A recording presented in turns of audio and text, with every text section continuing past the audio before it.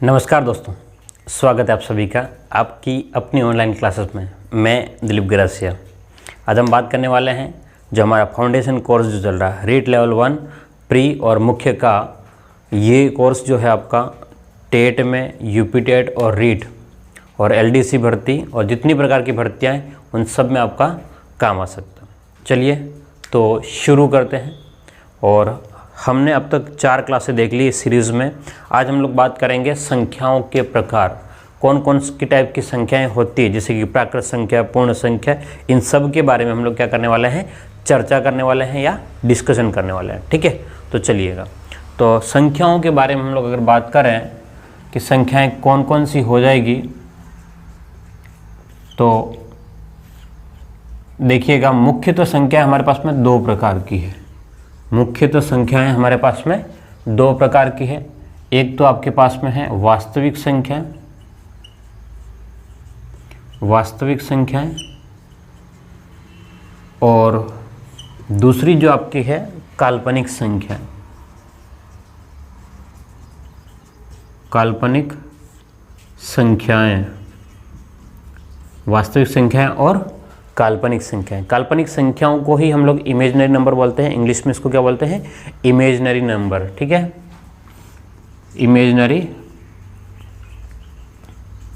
Number. ठीक है, तो काल्पनिक से पहले एक बार काल्पनिक संख्याओं को हम लोग क्या करते हैं, समझ लेते हैं कि भाई काल्पनिक संख्याएं क्या होती है। ठीक है, किसको समझ लेते हैं पहले, काल्पनिक संख्याओं को, कि काल्पनिक संख्याएं होती क्या है। तो काल्पनिक संख्याएं वो होती है जिसका हम लोग वर्गमूल नहीं निकाल सकते हैं या ऐसा कुछ है ना। ध्यान समझना कैसे, जैसे कि रूट के अंदर में माइनस वाली जो संख्याएं हैं, रूट के अंदर नेगेटिव संख्याएं जो होती है, रूट के अंदर माइनस वाली जो संख्याएं होती है वो सब के सब क्या कहलाएगी, आपकी काल्पनिक संख्याएं कहलाएगी।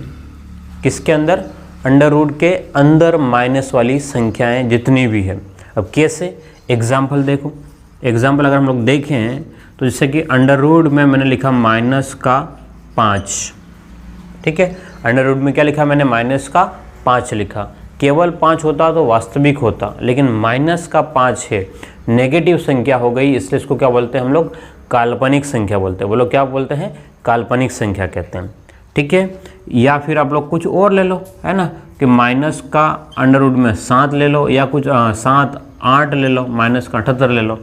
ठीक है, तो ये जो भी है अंडर रूट के अंदर अगर माइनस की संख्याएं होती है तो उसको बोलते हैं हम लोग काल्पनिक संख्याएं। ठीक है, तो आपके सिलेबस में वैसे काल्पनिक संख्याएं है नहीं, लेकिन काल्पनिक संख्याएं क्या होती है उसके बारे में हल्की से हमने चर्चा देखी है।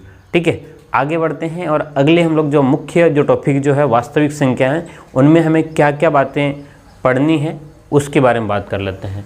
तो हमें वास्तविक संख्याओं में हमें क्या क्या पढ़ना है, ध्यान से देखिएगा। वास्तविक संख्याओं में हमें जो पढ़ना है उनमें सबसे पहले होगा प्राकृत संख्याएं। प्राकृत संख्याएं, ठीक है। इसके बाद में पूर्ण संख्याओं के बारे में पढ़ना पड़ेगा, पूर्ण संख्याएं, परिमेय, अपरिमेय। ठीक है, और हम लोग दशमलव संख्याओं के बारे में भी पढ़ लेंगे। दशमलव संख्याएं, ठीक है, संख्याएं लिख लेना, संख्याएं। इसके बाद में भाज्य संख्याएं, अभाज्य संख्याएं, सम विषम संख्याएं, सम विषम, ठीक है, रामानुजन संख्या,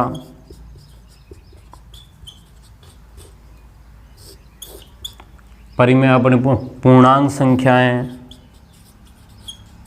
पूर्णांक संख्याएं और आदि हम लोग ऐसी संख्याएं देखेंगे। ध्यान समझना, ये फाइनल नहीं है, और भी हमें बहुत सारी संख्याओं के बारे में क्या करना पड़ेगा, पढ़ना पड़ेगा, लेकिन मैं केवल एग्जाम्पल। अब ये मत समझना सर आपने इस क्रम में लिखा इसी क्रम में सोल्व करो, नहीं।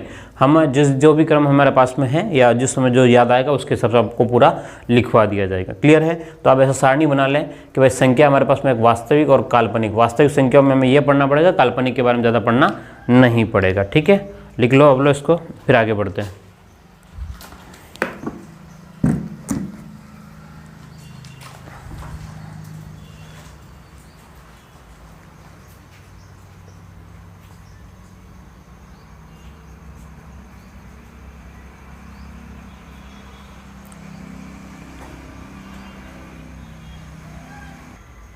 चलिएगा तो शुरू करते हैं वापस से।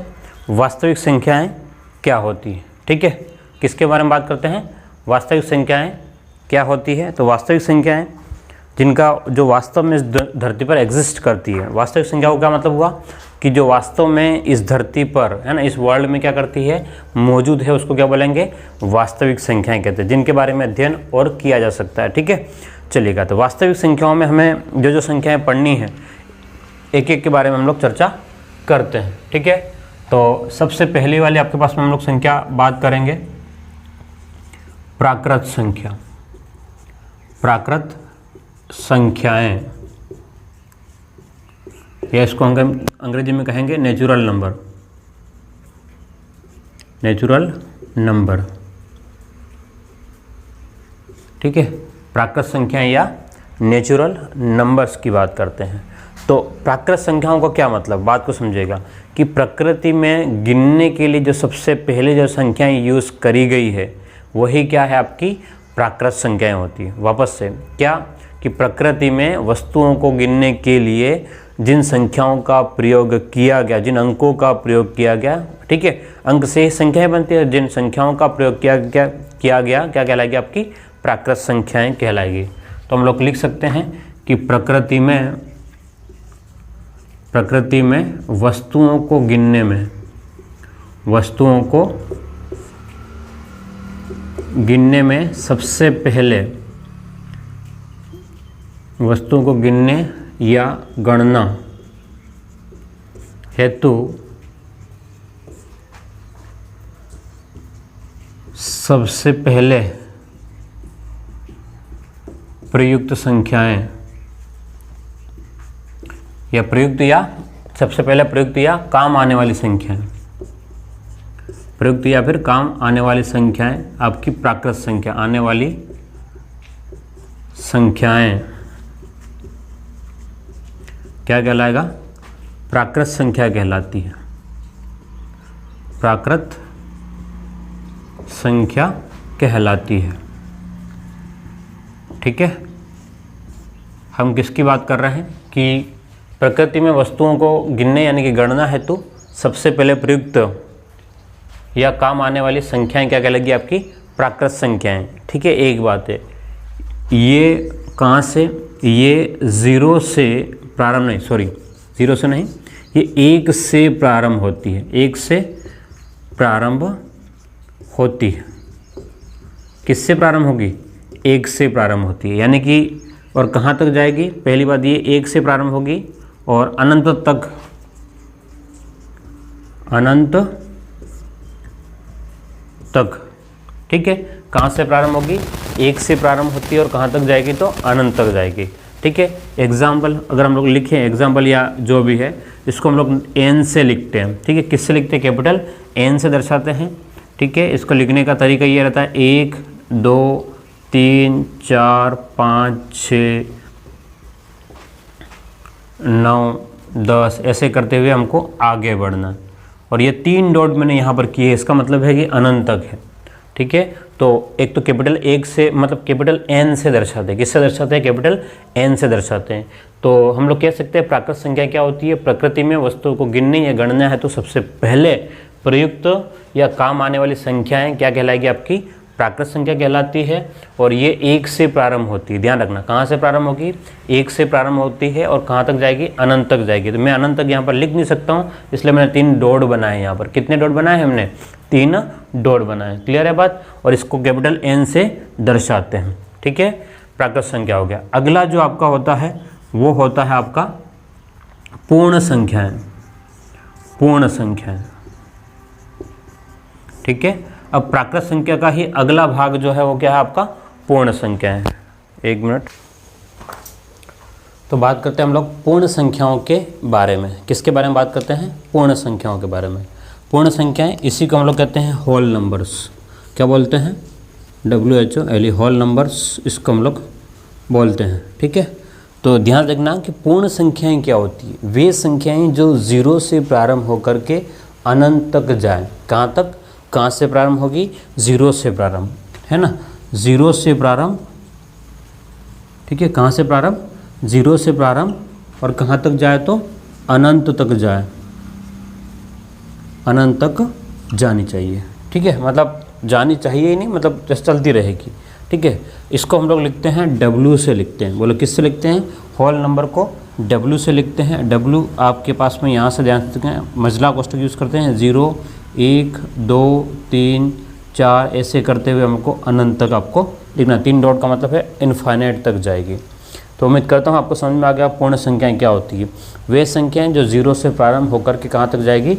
अनंत तक जाएगी, उन्हें कहेंगे पूर्ण संख्या या होल नंबर। इसको W से रिप्रेजेंट करते हैं क्योंकि 0 1 2 3, ठीक है, यहाँ तक जाएगी। ठीक है, तो उम्मीद करता हूँ दोनों बातें आपको समझ में आई होगी। इसको लिख लें, फिर आगे बढ़ते हैं।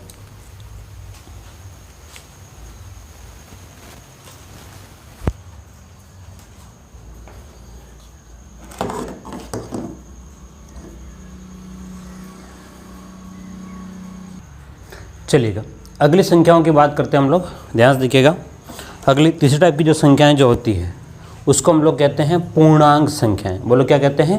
पूर्णांक संख्याएं। ठीक है, पूर्णांक संख्याएं, पूर्णांक संख्याएं।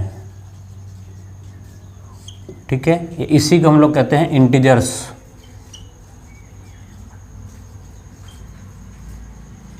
ठीक है, इंटीजर्स नंबर, पूर्णांक संख्या। पूर्णांक संख्याएं क्या होती है? वे संख्याएं जो ऋणात्मक भी होती है, नेगेटिव भी होती है, और 0 और धनात्मक। ठीक है, ऋणात्मक 0 और धनात्मक, नेगेटिव 0 और पॉजिटिव। हम बात कर रहे हैं इसको कि या तो क्या होगी संख्याएं ऋणात्मक होगी, ठीक है, 0 और धनात्मक, इन सब को मिला करके हम लोग क्या बोलते हैं? इन सब को मिला करके वे संख्याएं जो ऋणात्मक हो सकती है, 0 और धनात्मक। ये संख्याएं जो होती है वो 0 से प्रारंभ करके मतलब माइनस वाले से शुरू होकर के अनंत तक जाएगी कुल मिलाकर के। ये कहने का मतलब है कि इसी को हम लोग इसके ऐसा कह सकते हैं कि भाई संख्याएं जो आपकी नेगेटिव में होगी, 0 होगा और पॉजिटिव में होगी। ठीक है, अब ये भी अभी तक समझ में नहीं आया है तो चिंता नहीं करना है। ठीक है, इंटीजर्स को हम लोग नॉर्मली Z से लिखते हैं।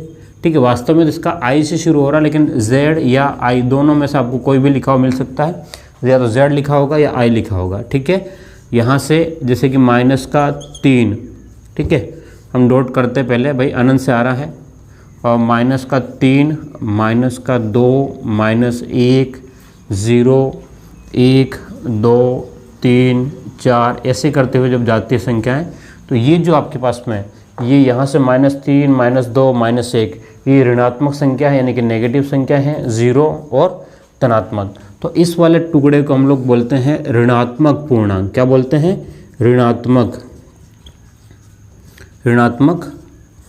पूर्णांक बोलते हैं। ठीक है, ध्यान रखना, क्या बोलते हैं बच्चों? ऋणात्मक पूर्णांक। और इसको कहते हैं धनात्मक पूर्णांक। बोलो क्या बोलते हैं? धनात्मक पूर्णांक। ठीक है, इंटीजर्स, पॉजिटिव इंटीजर्स। ठीक है, इसी को धनात्मक पूर्णांक को ही एक और नाम से बोलते हैं हम लोग,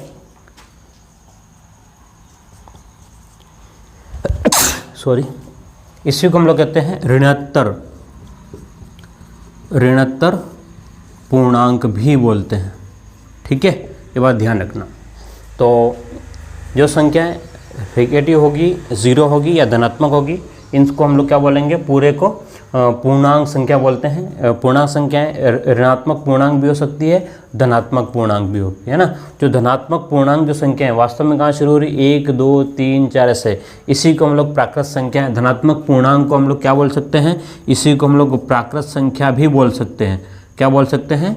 प्राकृत संख्याएं भी बोल सकते हैं। क्यों बोल सकते हैं? देखो ध्यान से, क्योंकि प्राकृत संख्या कहाँ से प्रारंभ होती है? 1 2 3 4। तो ये देखो ऋणोत्तर पूर्णांक ही क्या है? आपके प्राकृत संख्याएं भी कहा जा सकता है। तो प्रश्न यहाँ पर बन सकता है, इस बात को आप बिल्कुल ध्यान देना। क्लियर है? उम्मीद करता हूँ यहाँ तक पूरा कंसेप्ट आपको समझ में आ गया होगा। ठीक है, अगली हम लोग बात करें पूर्णांक से आगे, चौथा पॉइंट, परिमेय संख्याएं। परिमेय संख्याएं, इसी को कहते हैं हम लोग इंग्लिश में रेशनल नंबर।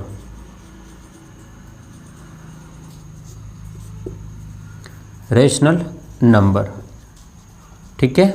हाँ, जिन संख्याओं को हम लोग कहें कि भाई जिन संख्याओं को p/q में लिखा जा सकता है, जिन संख्याओं को p/q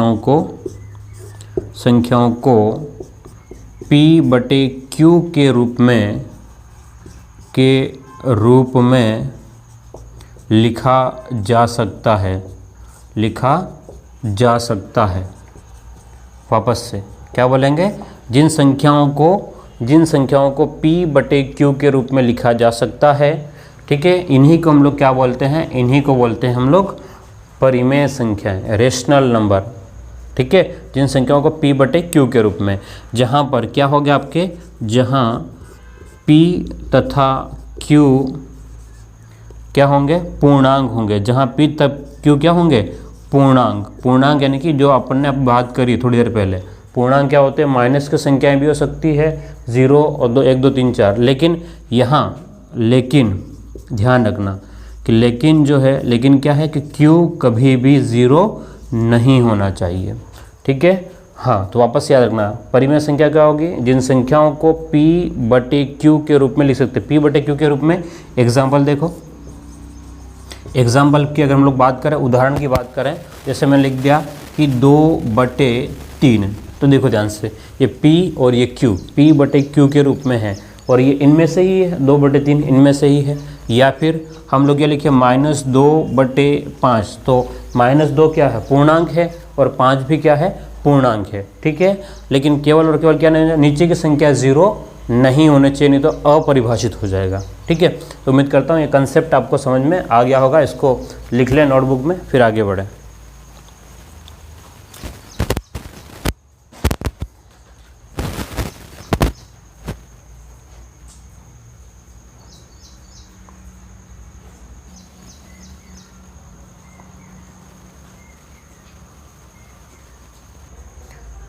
चलिएगा आगे बात करते हैं सम संख्याओं के बारे में। ध्यान से देखिएगा, किसके बारे में बात कर रहे हैं हम लोग, सम संख्याओं के बारे में बात करते हैं।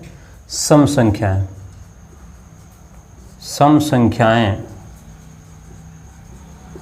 इसी को हम लोग बोलते हैं इवन नंबर।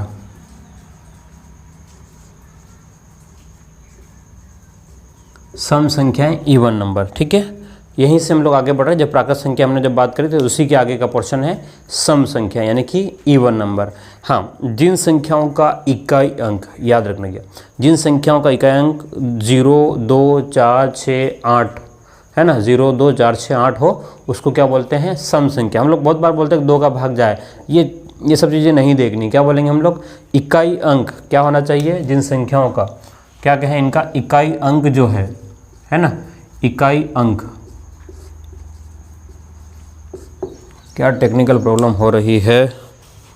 तो सम संख्याओं में क्या होता है कि इकाई अंक जो होता है, बोलो क्या, इकाई अंक। इकाई अंक का मतलब होता है यूनिट डिजिट, है ना, यूनिट डिजिट जो होता है वो क्या होता है, इसमें 0 हो सकता है, 2 हो सकता है, 4 हो सकता है, 6 या 8। सम संख्याओं का ये मतलब है कि इनका इकाई अंक जो है 0, 2, 4, 6, 8। हम बहुत बार बोलते हैं 2 का भाग जाता है, ठीक है। 2 का नहीं, इसके अलावा किसी का भी भाग जा सकता है, 2 का भी जा सकता है, और 4 का भी जा सकता है, और 3 का भी जा सकता है, ठीक है। लेकिन इकाई अंक क्या होना चाहिए आपका, इकाई अंक क्या होना चाहिए, 0, 2, 4, 6, 8। एग्जाम्पल देखते हैं। एग्जाम्पल हम लोग देख लेते हैं कि भाई कौन सा एग्जाम्पल। जैसे हमने लिखा कि 2, 5, 7, 3, 9, ठीक है। जैसे मैंने ये लिखा और आपसे पूछा गया क्या ये सम है कि नहीं है, तो आपको ये नहीं कि पूरी संख्या में भाग लगा कर देखेंगे, नहीं, हमको केवल और केवल इकाई अंक को देखना है। किसको देखना है, यूनिट डिजिट को देखना है, इकाई अंक को देखना। अगर 0, 2, 4, 6, 8 है तो वो सम कहलाएगा, इवन नंबर कहलाएगा, और अगर नहीं है तो सम नहीं कहलाएगा, विषम कहलाएगा, ठीक है। जैसे हम लोग एक और एग्जांपल लेते हैं कि भाई 7, 4, 5, 3, 1, 0। जैसे अपन ने ये लिख दिया कि 7, 4, 5, 3, 1, 0। क्या ये सम है कि नहीं है? आपने देखा सर 0, 2, 4, 6, 8 में से 0 है। इकाई अंक जो है वो क्या है आपके पास में? 0 है। तो इसको बोलेंगे हम लोग सम संख्या है। क्या बोलेंगे? बोलो, सम संख्या है। क्लियर है? उम्मीद करता हूँ ये समझ में आ गया होगा। अगली बात करते हैं, सम के बाद में अगला आपका आता है विषम संख्याओं के बारे में बात करते हैं। ठीक है, विषम संख्याएं, इसी को कहेंगे हम लोग ओड नंबर। क्या बोलेंगे? Odd number. ठीक है, ओड नंबर। ओड नंबर में क्या होता है? इसमें इकाई अंक जो है ना, इकाई अंक जो है यूनिट डिजिट है ना। इकाई अंक का मतलब होता है यूनिट डिजिट। तो इकाई अंक इसमें क्या होता है? इसमें होता है 1, 3, 5, 7, 9। 1, 3, 5, 7, 9 अगर है तो इसको क्या बोलेंगे? इकाई अंक अगर ये है तो आपकी संख्या क्या हो जाएगी? आपकी विषम संख्या हो जाएगी। एग्जाम्पल के तौर पर हम लोग यही कहते हैं अभी आपके पास में कि 3, 4, 3, 2, 2, 1 अपन ने ऐसा लिख दिया। क्या ये सम है कि विषम? आपने किसको देखा? इकाई अंक को देखा, यानी कि 1 को देखा। 1 है इसलिए क्या हो गया? ये बोलो क्या हो गया? विषम हो गया। बोलो क्या हो गया? विषम हो गया। ठीक है, तो आपके पास में यहाँ पर हम लोग ये नहीं है। ठीक है, अब ये मत कहना कि सर आपके पास में कि सर ये इस पहले वाले की बात कर रहा हूँ सम संख्या में, है ना, क्योंकि अभी वीडियो तो अभी कोई पढ़ा रहा हूँ तो ये है, कोई उड़ करके बोले कि सर आपने ये इसको सम संख्या क्यों लिख दिया। ठीक है, तो ये नहीं है आपके पास में, ये सम है और ये सम नहीं है। ये क्या है आपके पास में? विषम का एग्जाम्पल है। ठीक है, ये आपके पास में क्या है? विषम संख्या है।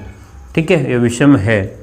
क्लियर है? अगर ऐसा लिख दिया हम लोग कि भाई 5, 3, 4, 2, 2, 5, 7, 9, 2 अपन ने ऐसा लिख दिया कि सम है कि विषम है, तो आपने क्या? सर इकाई अंक 2 है इसलिए क्या हो गया? ये सम संख्या हो जाएगी। बोलो क्या हो जाएगा? सम संख्या हो जाएगा। क्लियर है? तो उम्मीद करता हूँ कि आपको सम संख्याएं क्या हो जाएगी और विषम संख्याएं क्या होती है आपको समझ में आ गया होगा। ठीक है, इसका अगला जो है वो सबसे इम्पोर्टेंट पोर्शन जो है वो क्या है? भाज्य संख्याएं और अभाज्य संख्याएं। ठीक है, उम्मीद करता हूँ आपको यहाँ तक बिल्कुल क्लियरली समझ में आ गया होगा। परिमेय हो गया था आपके पास में, अपरिमेय संख्या करिए क्या था। ठीक है, उसको लिख लेते हैं एक बार। अपरिमेय संख्या,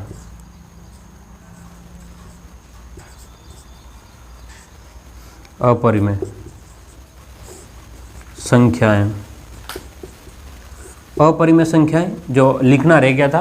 ठीक है, परिमेय तक अपन लिख देते लेकिन अपरिमेय अपन ने नहीं लिखा था। अपरिमेय मतलब इरेशनल नंबर, इंग्लिश में क्या बोलते हैं इसको? इरेशनल नंबर है। जिन संख्याओं को P/Q के रूप में लिखने का कोई तरीका नहीं है, है ना, जिन संख्याओं को हम लोग P/Q के रूप में नहीं लिख सकते हैं उसको बोलते हैं अपरिमेय संख्याएं। क्या बोल रहे हैं? जिन संख्याओं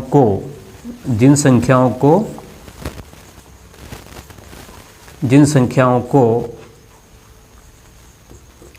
P/Q के रूप में नहीं लिखा जा सकता, के रूप में नहीं लिख सकते या लिखा जा सकता है, नहीं लिख सकते हैं। ठीक है, जिनको P/Q के रूप में नहीं लिख सकते हैं वो क्या है? आपके अपरिमेय संख्या है। अपरिमेय संख्या कैसे? जैसे कि मैंने लिख दिया अंडर रूट में मैंने 7 लिख दिया। ठीक है, ये माइनस का होता तो काल्पनिक होता, लेकिन ये अपरिमेय संख्या क्योंकि उनके P/Q के रूप में मेरे पास में लिखने का कोई तरीका नहीं है।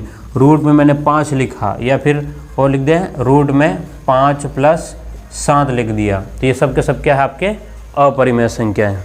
ठीक है,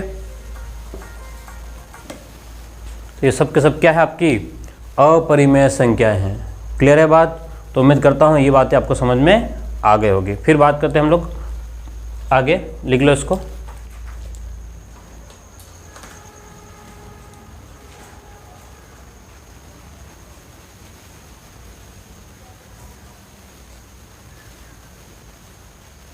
चलिएगा अगले टॉपिक की बात करते हैं, प्राइम नंबर्स, अभाज्य संख्याएं।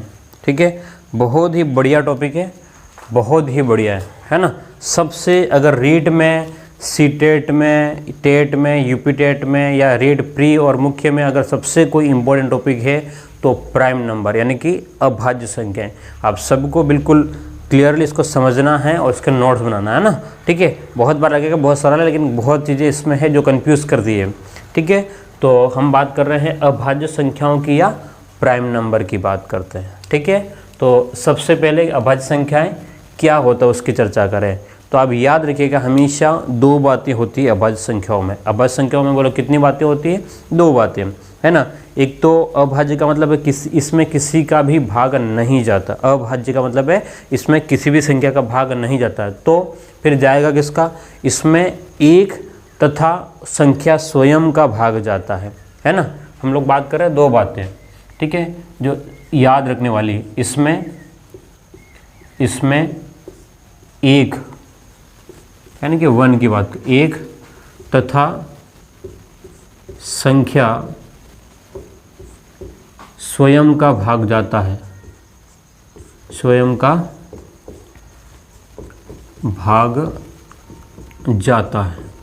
हम किसकी बात कर रहे हैं, इसमें एक तो एक का भाग जाएगा और उस संख्या खुद का भाग जाएगा, इसके अलावा किसी का भी भाग नहीं जाएगा। क्या मेरी बात समझ में आ रही है? मैं क्या कर रहा हूँ, एक का जाएगा और उस संख्या खुद का जाएगा, उसके अलावा उसमें किसी का भी भाग नहीं जाएगा, ठीक है। चलिएगा, तो हम ये बात करें कि अब कौन कौन से एग्जाम्पल हो गए इसके, ठीक है। इसके एग्जाम्पल कौन कौन से हो गए, तो देखिएगा ध्यान से। इसके एग्जाम्पल हम लोग यहाँ शुरू करें। अभाज्य संख्या कौन कौन सी है, तो अभाज्य संख्या अगर लिखना चाहें हम लोग तो लिखेंगे 2, 3, 5, 7, 11, 13, 17, 19, 23 ऐसे करते हुए हमको जाना है। मतलब ये ऐसी संख्याएं हैं जिसमें किसी का भी भाग नहीं जाता, एक का जाता है और स्वयं का जाता है, इसके अलावा किसी का भी भाग नहीं जाता है। 2 है, 3 है, 5 है, 7 है, 11 है, 13 है।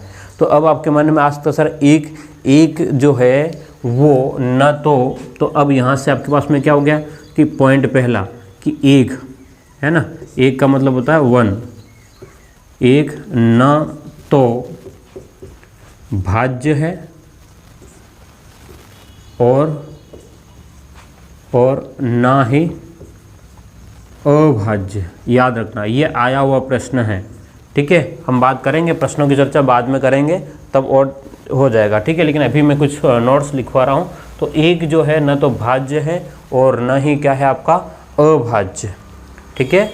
अगली बात, अगला पॉइंट क्या इसमें हो सकता है कि 2 जो है, यहाँ देखना, ठीक है। तो यहाँ पर आप लोग ए और बी कर लेते ताकि कन्फ्यूज़न नहीं हो। ए पॉइंट पे हमने ये देखा, बी पॉइंट में क्या है कि 2 जो है वो सबसे छोटा है, ठीक है, और सब के सब विषम संख्या, लेकिन ये सम संख्या है। तो लिखेंगे 2 सबसे छोटी तथा सम अभाज्य संख्या है, सम अभाज्य संख्या है। ये दोनों पॉइंट बहुत ही इम्पोर्टेंट है, याद कर लेना। क्या कह रहे हैं कि 2 सबसे छोटी तथा सम अभाज्य संख्या है, सबसे छोटी भी है और सम अभाज्य संख्या है, ठीक है। तो दोनों ही पॉइंट इसमें क्लियर हो जाएगा। एक न तो भाज्य है ना अभाज्य है, 2 सबसे छोटी सम अभाज्य संख्या है, ठीक है, हाँ, और तथा सम अभाज्य संख्या है। इसको कह सकते हैं कि एकमात्र, है ना, यहाँ पर एक शब्द यूज करते हैं आप लोग, एकमात्र लिख सकते हो, एकमात्र समअभाज्य संख्या है। 2 सबसे छोटी तथा एकमात्र समअभाज्य, इसके अलावा कोई भी समअभाज्य संख्याएं नहीं होती, ठीक है। चलिएगा, तो हम लोग कहते हैं सबसे छोटी भी होगा, सम हो गया। हाँ, अगला बात कि 3 जो है, ठीक है, 3 सबसे छोटी कौन सी है, विषम अभाज्य संख्या है। सम नहीं, क्या है, विषम अभाज्य संख्या है, अभाज्य संख्या है। किसके बारे में बात कर रहे हैं हम लोग, 3 के बारे में, कि 3 जो है वो सबसे छोटी विषम अभाज्य संख्या है। तो अभाज्य संख्याओं के बारे में आपको ये बातें पता होना चाहिए। अभी कुछ और बातें हम लोग लिखेंगे, ठीक है। क्या कि इसमें एक तथा संख्या स्वयं का भाग जाना चाहिए, ठीक है। 2, 3, 5, 7, 11, 13, 17, 19, 23 ये क्या है आपकी अभाज्य संख्याएं हैं। एक ना तो भाज्य है और ना ही अभाज्य है। अगला पॉइंट, 2 सबसे छोटी तथा एकमात्र समअभाज्य संख्या है और 3 सबसे छोटी विषम अभाज्य संख्या है। ठीक है, अब अभाज्य संख्याएं कहाँ से लेकर के कहाँ तक कितनी कितनी होती हैं, आप उसकी एक सारणी बना लें। ठीक है, अभाज्य संख्या कहाँ से लेकर के कहाँ तक कितनी कितनी है आप लोग लिख लें। तो हम कहेंगे कि 1 से 10 तक, 1 से 10 तक कितनी अभाज्य संख्याएं हैं, ध्यान से देखिएगा, 1 2 3 4। ठीक है, तो 1 से 10 तक कितने अभाज्य संख्याएं हैं, 4 हैं। ठीक है, वैसे ही हम लोग अगर कहें कि 1 से 20 तक, 1 से लेकर के कहाँ तक, 20 तक। ठीक है, 1 से लेकर के 20 तक, तो 1 2 3 4 5 6 7 और 8 है। तो 1 से 20 तक हमारे पास में कितनी अभाज्य संख्या है, 8 है। वैसे ही 1 से लेकर के हम लोग कहते हैं 25 से 50, फटाफट लिखवाते हैं जो भी, 1 से 25 तक है आपके पास में 9, 1 से 25 तक की बात करें तो आप इसको याद कर लेना, 9 अभाज्य संख्याएं हैं। ठीक है, वैसे ही और आगे देख लेते हैं, आप लोग फटाफट लिख ले, इसको मैं सारणी बनवाता हूँ आपको, है ना, टाइम ख़राब नहीं हो। 1 से लेकर के 50 तक जो आपके पास में अभाज्य संख्याएं हैं वो है 15। 1 से लेकर के 75 अभाज्य संख्याएं जो होती है वो होती है 21। और 1 से लेकर के आपके पास में 100 तक अभाज्य संख्याएं जो है वो है आपके 25। ठीक है, और 1 से 100 तक हो गया। 1 से लेकर के 125 तक अभाज्य संख्याओं की संख्या है 30। और 1 से लेकर के 150 तक 35 संख्याएं होती है। और 1 से लेकर के 200 तक, ठीक है, आपके पास में 46। और 1 से लेकर के 1000 तक आपके हो जाएगी 168 संख्याएं। बोलो कितनी हो जाएगी, 168। ठीक है, तो ये याद ही करने वाला, ये वाला पर्सन जो है वो रटने वाला है, कोई खास इतना नहीं है, लेकिन एग्जाम में डायरेक्टली प्रश्न पूछा जा सकता है। एग्जाम में क्या हो सकता है, डायरेक्ट प्रश्न पूछ सकते हैं कि भाई 1 से 20 तक कितनी अभाज्य संख्या, ये तो नहीं पूछेगा, लेकिन नॉर्मली 1 से 100 तक कितनी अभाज्य संख्याएं, तो आप क्या बोलेंगे, 25 अभाज्य संख्याएं। 1 से 100 तक कितनी अभाज्य संख्याएं हैं, 25 अभाज्य संख्याएं हैं। ठीक है, और 1 से 200 तक 46 अभाज्य संख्याएं हैं। तो ये अभाज्य संख्याओं के बारे में जानकारी है, उम्मीद करता हूँ आपको समझ में आया होगा। लिख ले इसको, फिर आगे बढ़े।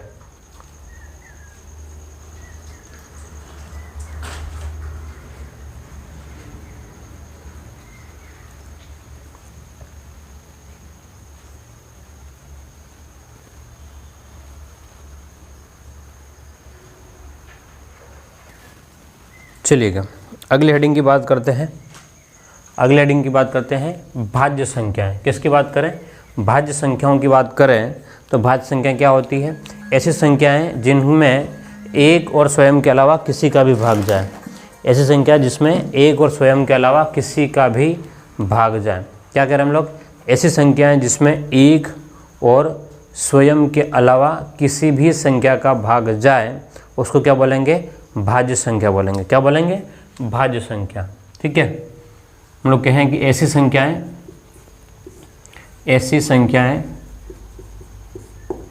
जिसमें एक और स्वयं के अलावा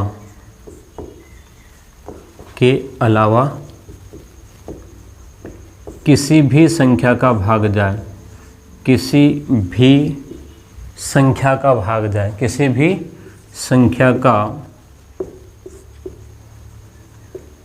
भाग जाए। ठीक है, क्या कहलाएगी, भाज्य संख्याएं कहलाता है। एक और स्वयं के अलावा किसी का भी भाग जाता हो। एग्जाम्पल के तौर पर हम लोग कह दें कि भाई देखो 1 2 तो होगा नहीं, 4, ठीक है, 4 के बाद में क्या हो गया आपका 6 7 होगा नहीं, आपके पास में 8 9 10 12 14 15 ऐसे करते हुए जाना है। तो ये सारी संख्याएं आपके पास में, ध्यान से देखना ये। ठीक है, तो मैंने कहाँ शुरू किया है, 4 से।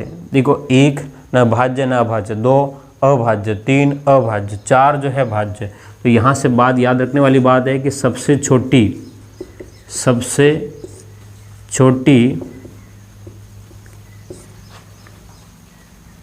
अभाज्य संख्या 4 है। सबसे छोटी भाज्य संख्या, अभाज्य नहीं, ठीक है। सबसे छोटी भाज्य संख्या क्या है? 4 है। भाज्य संख्या लिख देना, भाज्य संख्या 4 है, ठीक है। अगला पॉइंट क्या हो सकता है कि सबसे छोटी समभाज्य संख्या, समभाज्य संख्या भी 4 है, ठीक है। और क्या हो सकता है? सबसे